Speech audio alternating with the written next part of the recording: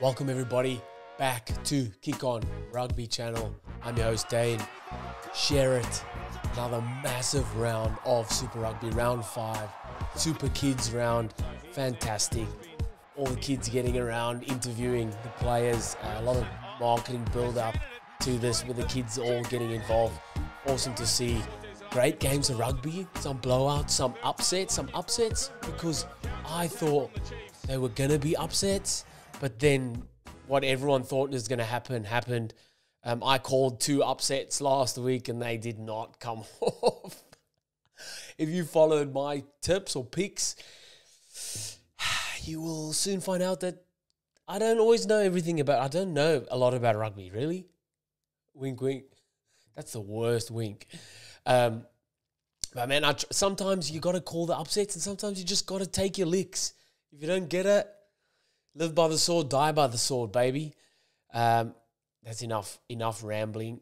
It was, again, such good rugby on Showcase. A lot of teams kind of showing the depth of their squads, rotating a lot of players in and out, and still scoring, still putting up massive scores, scoring beautiful tries, big tackles, like still quality across the board. Let's get into it. Canes versus Rebels first up down in Palmerston North. And when I talk about rotating players out, this is one of those games. Hurricanes made, I think, 13 changes. Unreal. Just shows like these championship teams or the guys that go on to win it, you have depth in your squad. I spoke about it before, like the preseason leading up to this, or the preview leading up to the Super Rugby. You need depth. Those injuries come at the worst times possible, and you need your depth to keep you going through the competition because it gets harder. As the weeks roll on, injuries occur, fatigue, sometimes even motivation. So if you have a strong 15, but there's not anyone pushing them to stay strong in their lower ranks, they can lose motivation sometimes, I think. So it's good to have strong subs or substitutes or reserve players coming through, putting pressure on those starting players. So yeah, ton of substitutes and letting new guys play for the Hurricanes. Man, it didn't stop them. 54-28 over the Rebels. I will give credit to Rebels sneaking in that bonus point try there. But Hurricanes too good, man. Like I said, I think it was 13 changes. They absorb pressure, so it's like literal championship style rugby. They are 5-0. They absorb pressure so well on defense. No one's trying to rush out and shoot and make that big hit, or when they do, they time it perfectly. They always get man and ball, and they work really well together defensively. Championships, titles, and matches are won on the back of good defense. Yes, you can have good attack, but can you defend, baby? You can always score tries. Can you stop the other team from scoring tries? That's the big one. What about the Hurricanes back row? Their back row ranks? Man. So Flanders played, Karifi played, and Brad Shields played this game. You still have guys like Braden Uose came off the bench. Peter Lakai didn't even play. So Flanders, 10 carries, 70 run meters, 3 defenders beaten, 9 tackles. Duplessis Karifi, I think he was man of the match. 1 try, 12 carries, 53 run meters, 1 defender beaten, and 13 tackles. And then Brad Shields, 1 try, 7 carries, 25 run meters, 2 defenders beaten, 9 tackles. Unreal, man. Those guys are just doing donkey work on both ends of the field, defensively and on attack. Such good variety on attack. Like I said, when you're building that many phases together, yes, you can just play the forwards here or do a little switch here, but these guys are playing out the backs, forwards and backs linking up really nicely. I love Godfrey, the fullback. Like I said, this team has so much depth. In each position, there's 2 or 3 players gunning for that starting spot. Godfrey at the back, unreal, man. That try, I think he scored or set up. He set up. took the ball out of the air, no fear at all, busts through, runs over the top of Ryan Lawrence, draws the play and sets up Rayasi to score. Unreal, man. Godfrey, his stats, 1 try, 10 carries, 91 run meters, 2 defenders beaten. That's a talent. That's a talent right there. And then you got Ruben Love, also young, like unreal, man. So good. To see the interplay between backs and forwards, really good. That's why they're 5-0. Yeah, it shows. It shows. That 100% a title threat for me. Just seeing the depth from the squad in all positions. The tempo that they play with, unmatched. That ruck speed, that turnover in ball. Play gets tackled 2 seconds, 3 seconds, that ball's out. And it's so hard for a defense to set then and to put pressure on the attacking side defensively if they're just rolling on like that. On the other side, Rebels, oh man, struggled. This was their like stronger side that they've put out, or that they will have for the season going forward. Yes, there's been a ton of shit going on behind closed doors, like financial problems, guys not playing because they haven't been paid certain monies that they were owed. Like, oh man. And then just it compounds into the game. Like, how can you expect a team to perform on the field when shit like that's happening off the field? They got good in small patches. Like I said, they did well to score that 4th try to get a bonus point. I thought Mason Gordon came on his debut. Fantastic, man. Scored a try. How good. Just on debut. Carter Gordon's younger brother. Really good. Like, they got good players, one out. So there will be a few players out of this Melbourne team that will play for the Wallabies. But the Rebels aren't united. Continuity isn't there. They're not together. And that's the problem here. Because rugby is a 15-man sport. You can ones and ones and ones, no good. You need a team. So a lot of work for the Rebels. 54, what was the score? 54-28. Scary stuff there. All right, moving on. Brumbies versus MOANA. This was one of the games I thought was going to be an upset. I picked MOANA to sneak this one in. I just thought, like, every round you got to pick an upset, make it a bit interesting. I thought the Brumbies weren't looking too shabby. And then MOANA were looking good, come off a win last week. But then Brumbies go put 60 points on them. Was it 60-21? What? How good, man. Brumbies really, really good. Showing they are a championship team. It's just taking a bit to gel. But how good, man. Massive intensity early on. Score off their first opportunity, and that's what you want. Like I say, every team will get opportunities to score tries. It's whether you can score the try. You get the opportunity, can you convert into points? They find their feet at maul time. That's why I've had Lonigan in my fantasy team forever, because they were always the maul team, and then the hooker scores. And it's such an attacking threat. You can see with the Reds, they've added them a maul to their attacking arsenal. Such an attacking threat, man. It makes it so hard for the defensive team to, do you go for the line out? Do you try and steal it? Or do you just set to attack their maul? Does the backline shoot up? Like, do you wait? Do you commit numbers there? It's hard. I think Rob Valentini is so important for this Brumbies team, for their go forward. Always leading from the front. Is he captain? Not too sure. But, man, always leads from the front, always gets over that advantage line. No wonder he's been Australia's best player, Wallabies' best player, Brumbies' best player for the longest time. 1 try, 6 carries, 2 defenders beaten, 10 tackles. Fantastic. Big Rob Valentini leading from the front. Tom Wright's try. We have a moment of silence. That was unreal. The cross kick obviously made it look a lot, or made it happen, firstly, because Corey Toole is that fast. It was out of picture and then just caught the ball, drawn past Tom Wright, backing up his cross kick, and then rounds that off to score. I think Tom Wright, like, he's a hate him and love him to sort of player, I feel like, because he can, on a day, cause so much chaos. Like, gun attack. He's fast, deceptively quick, big player. So runs, obviously strong in contact, can kick the ball well. So he's a good fullback. But he has one or two errors in his game.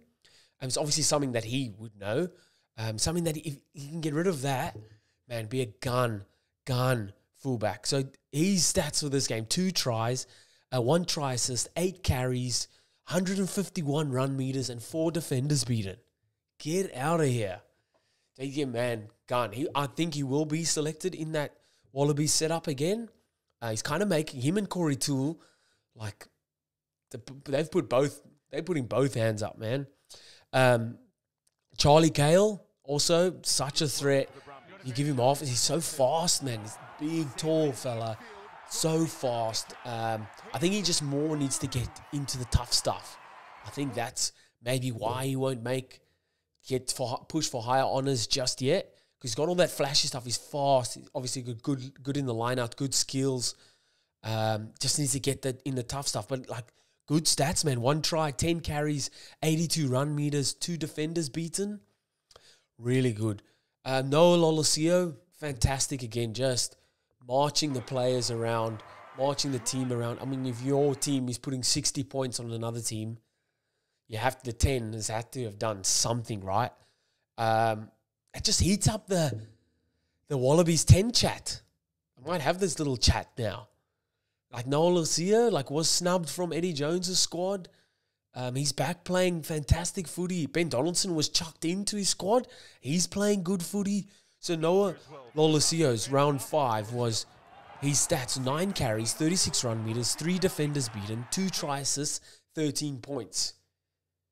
Pretty good. Ben Donaldson's round 5 stats: 8 carries, 48 run meters, 3 try assists, and 10 points. Pretty good. Then you got Carter Gordon. I mean, they got pumped, but he still did well. 6 carries, 69 run meters, 3 try assists, 10 points. Tom Liner, he's someone else that they might be looking at. 7 carries, 30 run meters, 1 defender beaten, only 4 points. Tane Enby leads the 10s that are available for Wallabies with 51 points overall, but his round 5 stats of 5 carries, 21 run meters, 1 defender beaten, 11 points. For me, personally, I would have Noah Lolosio, Ben Donaldson, Carter Gordon in my initial squad. Whether they bring in like Tane Enby, I don't think Tom Liner is pushing for that just yet. Yes, Reds are high up, or doing really well, but I don't think because he's young, they're all around that 23, 24-year-old mark. I don't see Joe Schmidt bringing in another young 10. You know what I mean? And then leaving someone totally out, because these guys have all been playing really well. But Lolosio's been there before. Donaldson's been there. Gordon's been there. They're all young. They're all in good form at the moment. I don't see Joe Schmidt bringing in another young player in Liner or Edmead. Maybe Edmead. He's kind of I think he brings a little bit more on attack than Tom Liner does. But for me, Lolosio, Donaldson, Gordon, and I think Lolosio is winning the race at the moment just because of how their team is dominating. Like, Brumbies are playing unreal after this weekend and a couple games throughout the season. He's been leading the charge there. Obviously got a good 9 in Lonergan, inside him, and sometimes Goddard. He's been playing really well. He's really taken that snubbing from last year and just gone, I'm coming for that 10 jumper. On the other hand, Ben Donaldson and his partnership with Nick White, it helps so much if you have a good 9 that service to you. Fantastic from Nick White. He obviously helps a lot with directing that Force team, and they're slowly starting to. Western Force's win over the Reds was massive this weekend. So, and Ben Donaldson was high on that. They like 3 try assists. How good. So he's also up there. He's been kicking really well. He's got a massive boot out of hand, but kicking well off the tee. Carter Gordon, he's been playing well individually, but obviously Melbourne Rebels haven't been going that good. I don't think Joe Schmidt will look too deeply into that. You'll understand kind of the background noise that's happening down at Melbourne Rebels. But I see those 3 being my front runners for the 10 jumper for the Wallabies. Let me know what you guys think in the comments. And I would go, at this minute, I would go Lolosio at 10 or Donaldson at 10. What do you guys think? It's still a tough one. We're only halfway through the season. I'm just kind of spitballing here. But they're my 3 front runners for that Wallabies 10 jumper. The Brumbies, the Brumbies MOANA game. MOANA also do really well. They score whenever they get the opportunity to score tries. They do. They get down. I think that needs to be their goal, just to get in the 22, because they do score tries, man. The boys are physical as all hell. Love the contact. Inisi loves it. Loves the contact. 1 try, 8 carries, 5 defenders beaten, 12 tackles. Loves it, man. Couple line breaks. Good try. He scored a try, and really loves the tough stuff. And like I said, they give themselves a lot of opportunities to score. They scored most of those opportunities they got.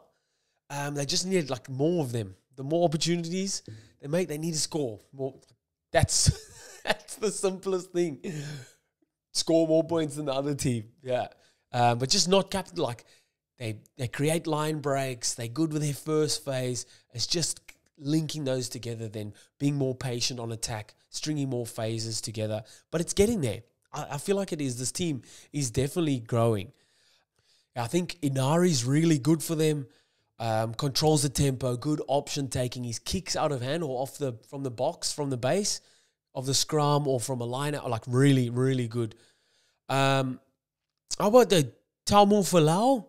Fantastic for them. 1 try, 7 carries, 6 defenders beaten.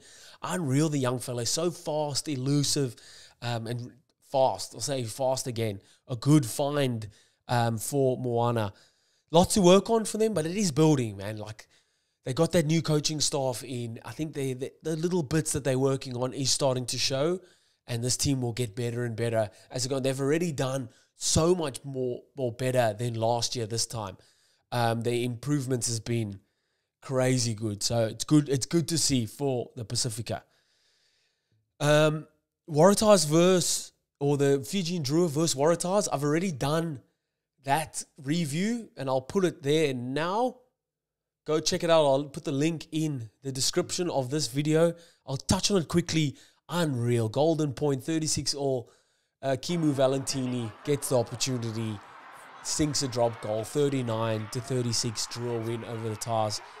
So good, man. It looked hot as hell there. I think the humidity was over 100. Crazy. The ice packs were out over their heads. There was water breaks every 20 minutes. But it was good, man. I thought the Drua they were 26-10 ahead at halftime. I thought they were going to pump them. But Waratahs fought back. And good for them. Yosef Marcy, my standout, 3 tries. What was it? 3 tries, 7 carries, 69 run meters, 5 defenders beaten. Unreal, and there's always these guys that just pop out. Just say, watch out. But go and check the review. The link will be in the description. Moving on, Chiefs for Highlanders. Oh, big game. Chiefs winning that one 28-21. Credit to Highlanders. They only scored, I think they only scored late. Was it? They only scored late. Pretty sure it was only late. But then they snuck in to get that bonus, or losing bonus point. It was all Chiefs. All Chiefs. They get their opportunities, they score. They take them every time. Rona dives over in the corner in the first bloody 5 minutes. Chiefs find a ton of space on the edges, through the middle. The variation on attack, unreal. Only negative thing I can say is, the same with, I was saying for Fijian Drua, they don't put that. They have the killer instinct.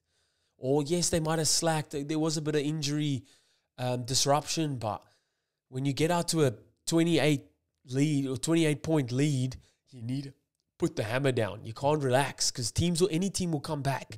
And Highlanders came back. They got that losing bonus point, 1 more try, and it was even Stevens. So I think that's the only thing for the Chiefs negatively. D-Mac, man, really gunning for that AB's 10. jumper, kicking well, line break, making line breaks, line break assists, off the charts. Fantastic, man. Like I said, they're ruthless, man. They can be ruthless, but just keeping that hammer, keeping that foot on the throat. Their ruck speed is also fantastic. They also attack rucks on the defensive side when they're defending. They attack isolated rucks nicely. I mean, when you got guys like Samapeni, Finau, Jacobson, Boshier as your back row, those guys are just workhorses, man. Donkey work all day. Finau, 16 tackles. Boshier, 13 tackles. Jacobson, 20 tackles. I think out of those 20 tackles, 18 would have been dominant, for sure. D-Max setting up Ratima. Kick return, glides through. Just when he gets that little jig and he starts bending around like that, beautiful. And I think Ratima is someone also who's putting his hand up for in the All Blacks call-up.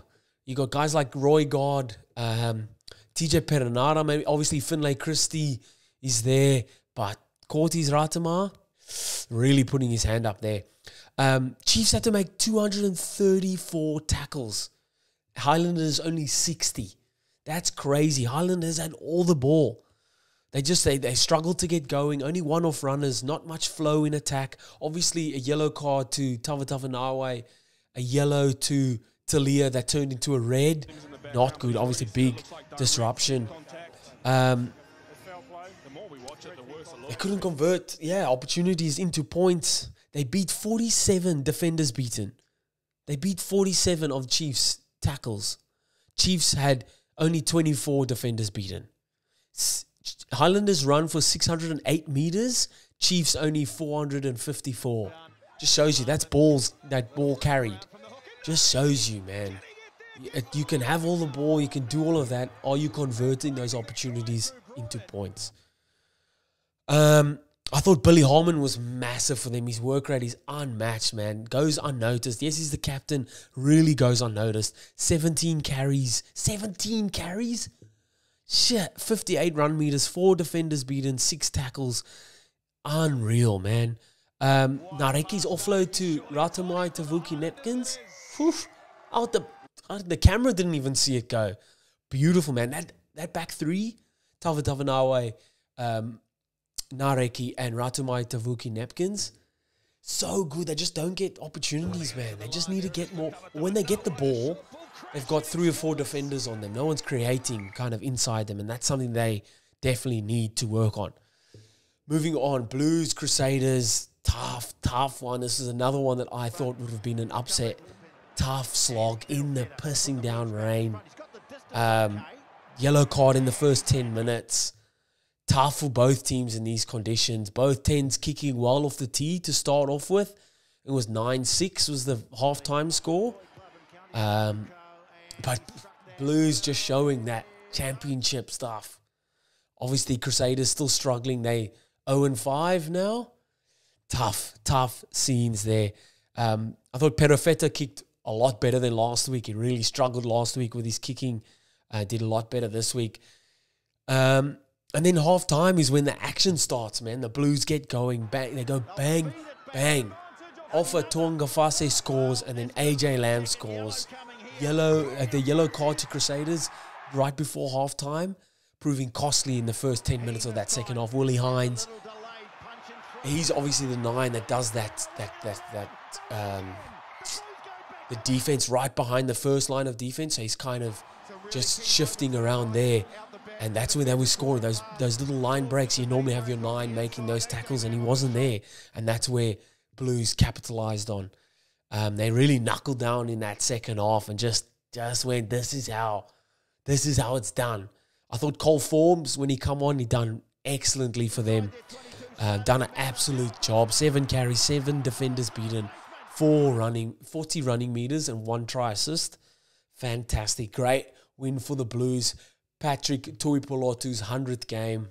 How good. It's the first time at Eden Park that the Blues have beaten Crusaders since 2014. 10 years. That's mental, man. How good. Crusaders handling errors everywhere. Massive problem. Obviously, yes, it was wet, but Blues didn't have that many handling errors. That yellow card obviously impacted them massively, like I explained before. Willie Hines not being there to do that cross-cover defense. Moana not scoring. Caleb Clark with the Maradona slap. The hand from God. Moana thought he was over for all money. He was literally dived over the line. Caleb Clark slapped it out. That really summed up Crusaders' night. Not good. Discipline really costing them. Lineouts missed 9 lost lineouts. 44 missed tackles.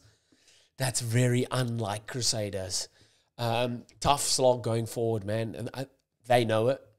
A lot to work on for them. And then last one for the round, Force versus Reds. This upset everyone's pickings, I reckon. Force thumped them 40-31. How good? Force first blood with Kunzel going over. Harry Potter injects himself lovely in the back line. I think Harry Potter at fullback, I think that's his job. I think that's his position. He's wasted on the wing. On fullback, he can roam a bit more. He gets the ball in his hands more. Deceptively quick, strong. I won't even be surprised if he gets snuck into that Wallaby squad. You heard it here first. Harry Potter, a little sneaky inclusion, a smoky to be in that Wallaby squad. What were his stats? Did I write his stats down here? 10 carries, 2 defenders beaten. That's all the ones that I thought were necessary to write it down. And then obviously, I think a try assist maybe as well. Good. Harry Potter, sneaky smoky for the Wallabies. And massive. I think one of their biggest turning points was they were defending for the longest time. Got a turnover, kicked the ball down, attacked that ruck, counter ruck, and then scored from there. That was massive for them. I think Nick White is fantastic for the Force. He directs the team around. Obviously, him and Donaldson, he dictates the tempo so well. He knows when to change direction. Obviously, that experience is just untelling for them. And he obviously knows when to dart as well. Scored a nice try. Kunzel scored 2 tries. Fantastic for him. Then I thought Desano played really well. His try was almost like the nail in the coffin. I feel like that try. Beautiful phase play. The variation on attack is great. Changing direction. The timing on their moves. Run. Fantastic. Desano goes over. That partnership, Donaldson and White, really, really good. I think career-wise, Donaldson's move to the Force has been fantastic so far. Him linking up with Nick White has been really, really good and will be good for his career going forward. 3 try assists for Donaldson, 10 points. Fantastic. He was kicking them lovely off the tee. I think he did miss a few, but man, he kicks the ball far. Holy. Hamish Stewart, 16 tackles. Tough bastard in the centre. Tizano, 17 tackles, 2 turnovers. Whew, they've got some workers in that team. Reds, oh man, I don't think they were expecting this. I think they were going in there with a bit of too much confidence maybe. They had opportunities. They just weren't. I think their defense let them down the biggest on this game. Their ruck speed as always is fast. They get the opposition offside so quickly when you're ruck speed. You keep moving like that. It's so good. There's great structure early on. Lots of options for the ball carrier, but not really making meters. And that's where I think credit to Western Force for putting so much pressure on the Reds. The first points only come in the 34th minute. Harry Wilson, massive line break and plays Tate McDermott, who goes over. McDermott, I think, is running high for that 9 jumper. He's, along with Nick, I can see why Nick White always gets put in that Wallaby squad. He's unreal, but Dermott just so quick, nippy, got a great pass, and he's just all over the place, man. Just everywhere you need a 9 to be, he's there. I think the one thing that might let him down is his box kicking. He has been working on it for sure, but that's something that's so important for a team to have. It's just that another point of kicking from. They got better into their flow of play when they did start playing more direct. I think they were just trying to do too much early on and it wasn't really working. Fezler scores top try, scored a 6th try. Him and Corey Toole at the top there. Scored a try. It was from a maul, but he had to do a bit more work. He's a little nugget, isn't he? Oh, Fezler. Fantastic try there. Standouts for me, Jock Campbell, 1 try, 6 carries, 1 defender beaten. And then Hunter Paisami on his first game back since round 2 maybe. 14 tackles, 2 turnovers. Not what the Reds were expecting, and fantastic for the Force to get their first win of the season. And that's it for this week's review. Let me know what you guys think in the comments. Let's go, baby. How good's the Super Rugby? Been loving it. And I'll see you guys next time. Bye.